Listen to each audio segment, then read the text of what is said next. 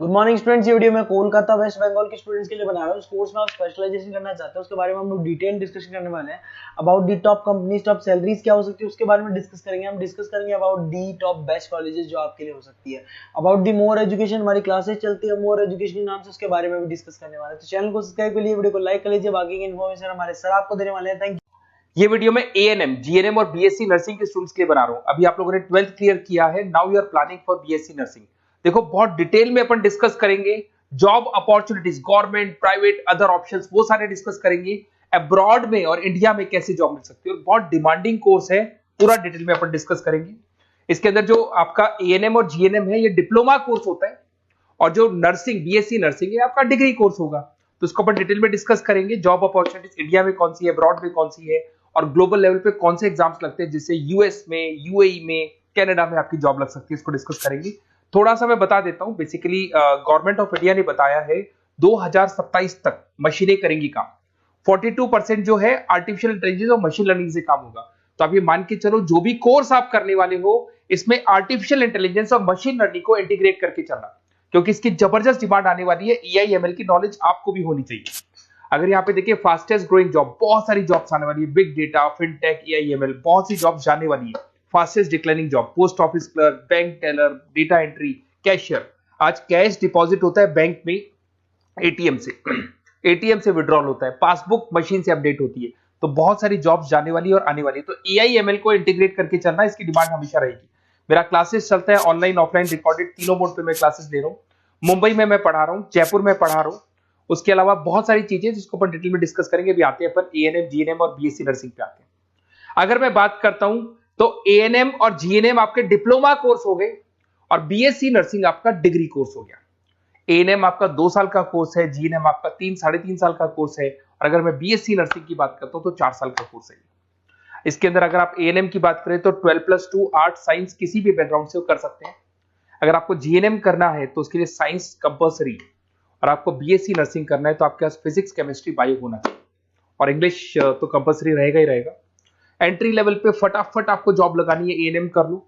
Middle level पे आपको GNM करना चाहिए, बट अगर डिटेल में जाना चाहते हो, अच्छी कैरियर अपॉर्चुनिटीज प्लान कर रहे हो, तो आपको बीएससी नर्सिंग करनी चाहिए। अगर मैं बात करता हूँ बेसिक हेल्थ केयर का जॉब मिलेगा यहाँ पे, जनरल नर्सिंग का जॉब मिल जाएगा, और वहां पे एडवांस लेवल पे, किसकी बात कर रहा हूँ, बीएससी नर्सिंग में एडवांस लेवल पे मिल जाएगा। अगर आपने एएनएम कर रखा है और आगे कुछ करने की कोशिश करोगे तो आपको जीएनएम करना पड़ेगा फर्दर स्टडीज के लिए। अगर जीएनएम कर रखा है तो आपको बीएससी नर्सिंग करना पड़ेगा, और अगर बीएससी नर्सिंग कर रखा है तो फिर आप एमएससी कर सकते हैं। देखिए आपको यहाँ पे जॉब रोल दिखाई देगा। बेसिकली हेल्थ केयर वर्कर, आशा वर्कर वाला काम करेंगे अगर आप एएनएम में है तो। जीएनएम के अंदर आपको स्टाफ नर्स, वार्ड नर्स वाला काम मिल जाएगा।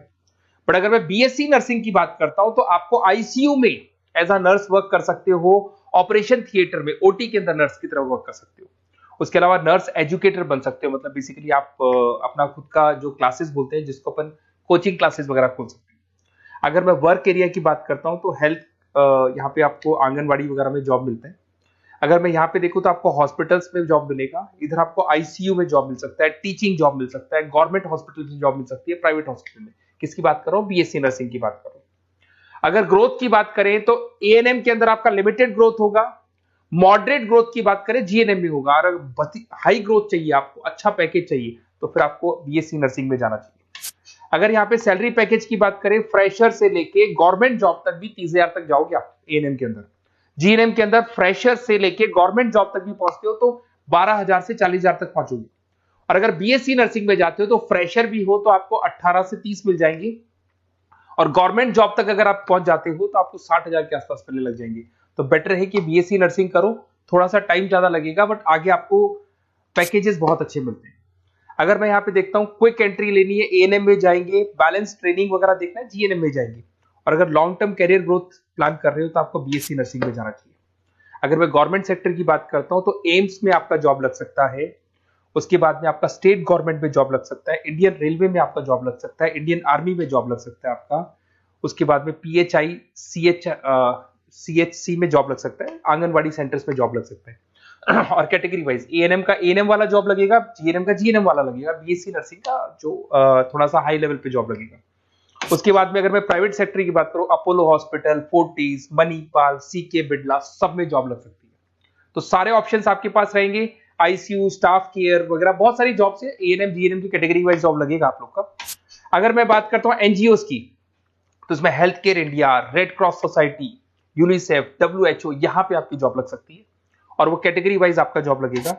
अगर मैं सेक्टर्स की, अदर सेक्टर्स की बात करता हूं, तो आपके पास एक ऑप्शन है, अगर आपने बीएससी नर्सिंग कर रखा है तो टीचिंग असिस्टेंट बन सकते हैं आप, क्लिनिकल इंस्ट्रक्टर बन सकते हैं।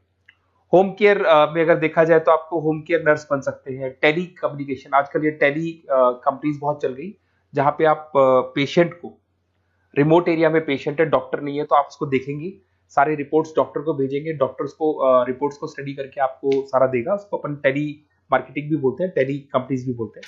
तो ये ऑप्शंस भी अवेलेबल है। अगर देखा जाए तो बीएससी नर्सिंग करने के बाद में आपकी गवर्नमेंट जॉब लग सकती है।